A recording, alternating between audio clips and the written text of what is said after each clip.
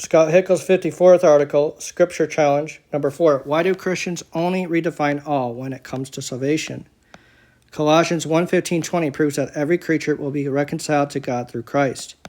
If I talked about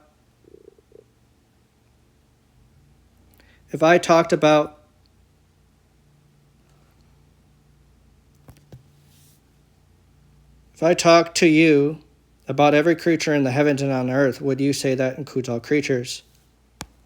Of course. Remember Ephesians 6:12 that clearly states that the wicked spiritual forces are among the celestials, not in a fictitious hellhole.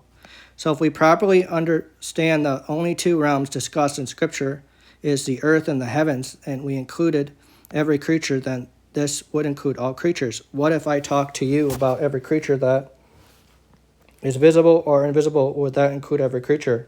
Of course. What else could a creature be if not visible or invisible? Every single creature is one or the other, visible or invisible. Can you come up with a creature that is neither visible or invisible? There is a reason God uses these words to clearly describe every creature ever created. Well, then, what would make a person not think that every creature in the heavens and earth, and every creature visible and invisible, does not include every creature?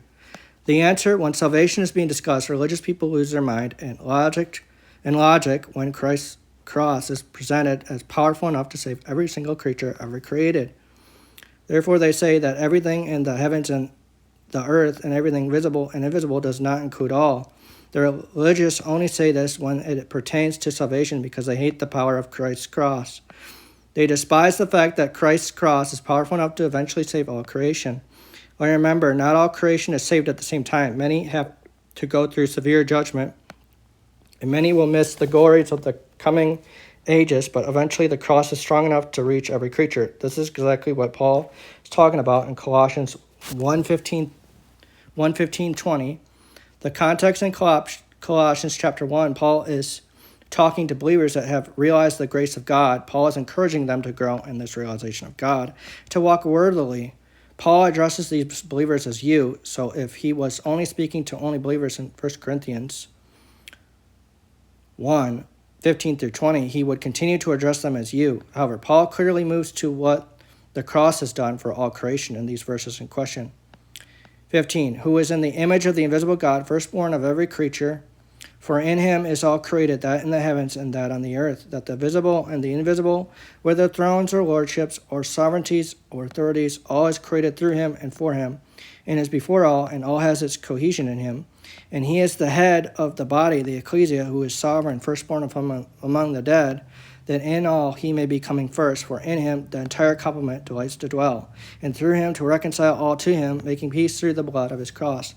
Through him, whether those on the earth or those in the heavens. Colossians 1:15-20. Christian argument: most Christians would agree that verse 15 and verse 16 are talking about all creation. After all, these verses state that Christ is the firstborn of every creature, including all in the heavens and the earth, and all visible and invisible. Clearly, they would be correct. Now, the all that Paul uses in verse 20 in proper context is referring to the every creature, all the heavens and on earth, and all visible and invisible in verse 15 and 16. However, Christians ignore the rules of language and context when the all is presented in verse 20. Why? Because Paul refers to this all as being saved. Christians can't have that, so they say the all in verse 20 only refers to believers.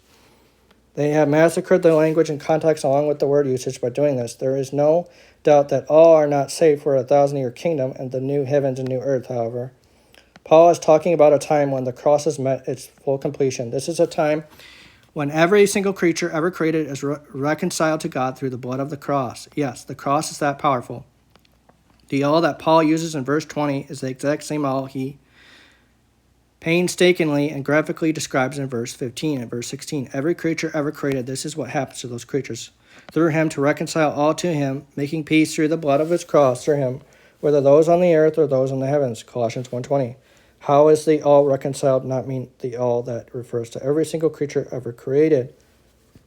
Love, grace, and peace to you all. Have a wonderful night, wonderful day, and a wonderful night, and God bless you all.